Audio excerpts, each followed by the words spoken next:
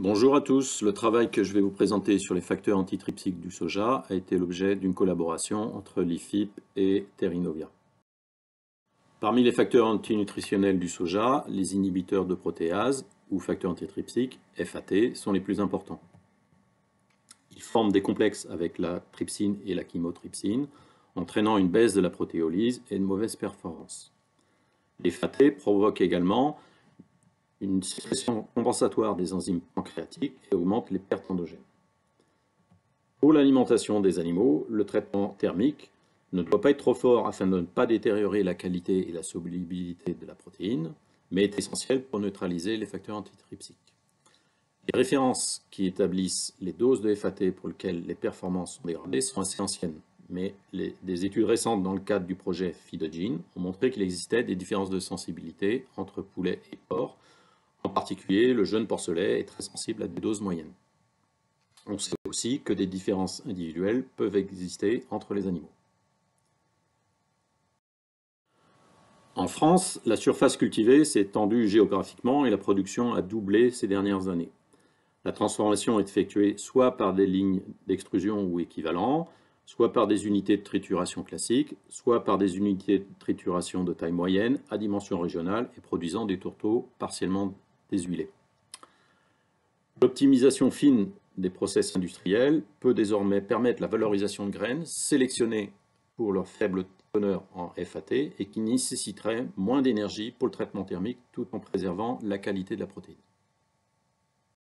Au final, il a donc semblé utile de réexplorer la tolérance du porc au FAT et de déterminer un éventuel seuil sans effet qui permettrait à la filière d'optimiser le traitement thermique et l'utilisation des produits du. Pour les expérimentations, des graines de soja de 3 variétés ont été cultivées dans le sud-ouest de la France. Un lot de graines extrudées et 3 lots de tourteaux de soja ont également été achetés. Ces différents produits, ont été associés à différents taux d'incorporation pour préparer des aliments d'engraissement à dose croissante en facteurs antitrypsiques, c'est-à-dire 5 aliments pour les C1, 6 pour les C2 et 2 pour les C3. Les teneurs sont indiquées en unité internationale, TUI, et les plus élevés ont été utilisés dans les C2.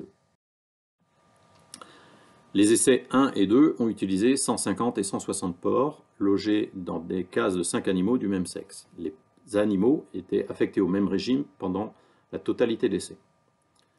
Dans l'essai 3, 32 porcs mâles ont été logés en cases individuelles, et là, 2 groupes ont reçu le même aliment faible ou moyen en FAT pendant l'ensemble de la période, alors que 2 autres groupes changent d'aliment pour la finition afin d'évaluer l'arrière-effet de l'aliment précédent.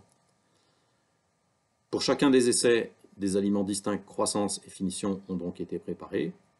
La distribution a été effectuée à volonté pendant la période de croissance, puis les plafonds ont été appliqués en période finition.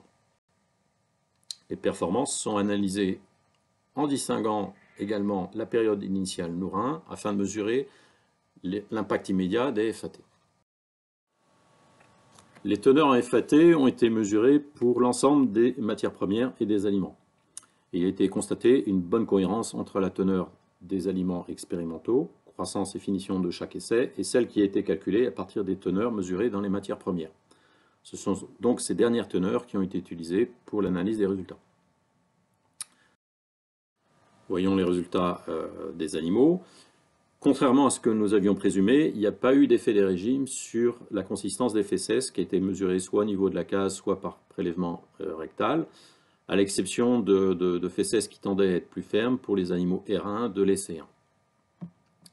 Par ailleurs, il est apparu un épisode de maladie de l'œdème au début de l'essai 2 et les pertes concernaient exclusivement des animaux des traitements R4, R5 et R6.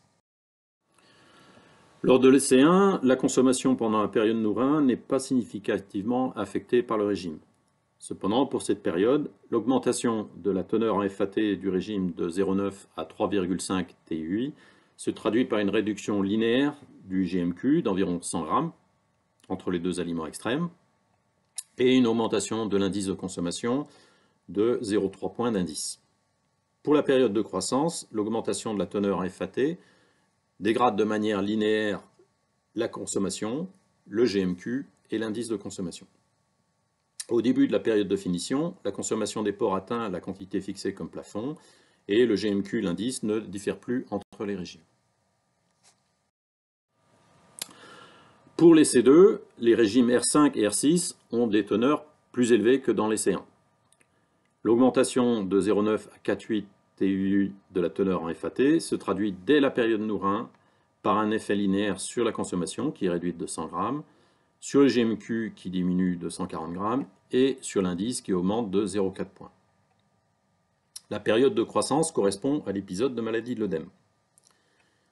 La CMJ et le GMQ sont à nouveau dégradés par l'effet linéaire des FAT, mais celui-ci n'apparaît pas sur l'indice de consommation. Et l'écart d'IC le plus élevé est mesuré entre les porcs du régime R2 et ceux du régime R5.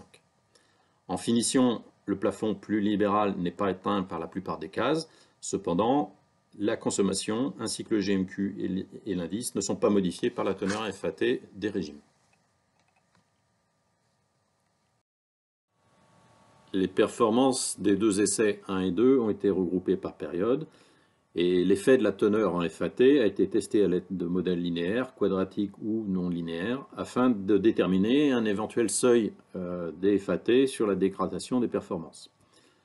Mais il apparaît que nos données ne correspondent pas à de tels modèles linéaires ou curvilinéaires plateaux de la réponse au FAT.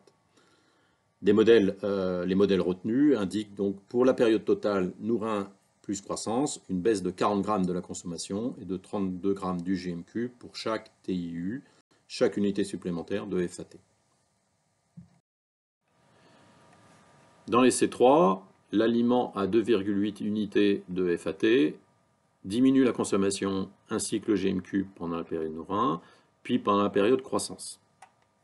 L'indice est augmenté avec cet aliment pendant la période Nourrin, mais il n'y a pas de différence pour la période de croissance.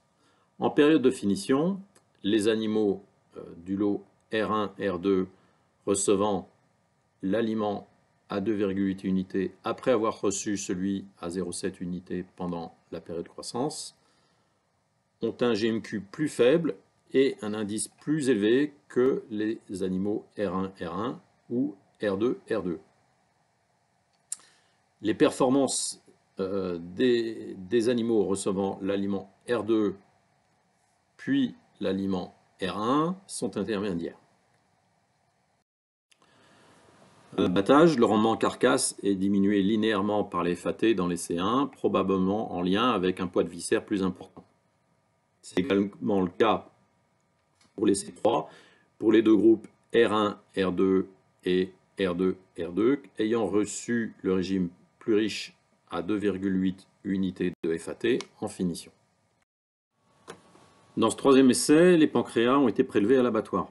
Et il apparaît que le poids du pancréas est plus élevé pour les deux groupes qui ont reçu l'aliment à 2,8 unités de FAT pendant la période de finition.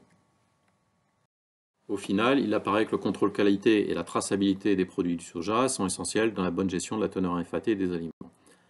Les teneurs que nous avons constatées dans les graines sont cohérentes avec les références disponibles pour les mêmes variétés. Et la littérature nous apprend que l'effet de la variété est plus important que les lieux et les conditions de culture sur les teneurs des graines, alors que pour les tourteaux, ce sont le process et l'usine d'origine qui sont importants.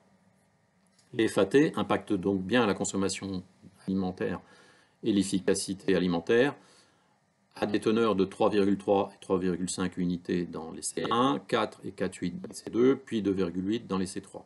Ces valeurs sont cohérentes avec la littérature. Un même aliment à 2,2 unités de FAT a été utilisé à la fois dans les C1 et dans les C2, et dans les deux cas, il entraîne une diminution numérique du GMQ en période Nourrin.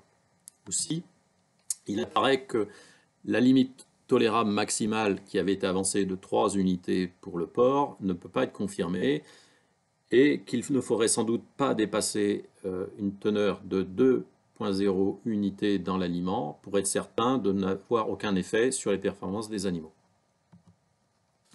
Les essais confirment également la capacité d'adaptation des animaux à la présence des FAT après quelques semaines. Et par ailleurs, les C3 nous montrent que les effets des FAT sont réversibles, mais qu'inversement, des animaux qui qui étaient non exposés initialement peuvent être sensibles au FAT même après 60 kg. La hausse du poids du pancréas est cohérente avec l'augmentation de la part des tissus digestifs. Elle a déjà été rapportée chez le poulet ou le rat, mais ne serait habituellement pas observée chez le porc. Le phénomène de stimulation de la sécrétion pancréatique en présence de FAT serait lié à un mécanisme de rétroaction négative au niveau de la muqueuse intestinale. Par ailleurs, les FAT n'ont pas eu d'impact direct sur les diarrhées, mais les FAT ou le soja cru pourraient être intervenus comme cofacteurs dans le déclenchement des cas de maladie de l'œdème. En conclusion, les facteurs antitrypsiques ont un impact sur les performances en croissance et finition, et une teneur limite maximale de 2 unités est proposée pour la formulation des aliments porcs. Dans les conditions européennes, la culture de graines moins riches en FAT et le paramétrage des lignes de production peuvent assurer des productions faibles en FAT et avec une protéine de qualité. Je remercie tous les collaborateurs de cette étude et vous tous pour votre attention.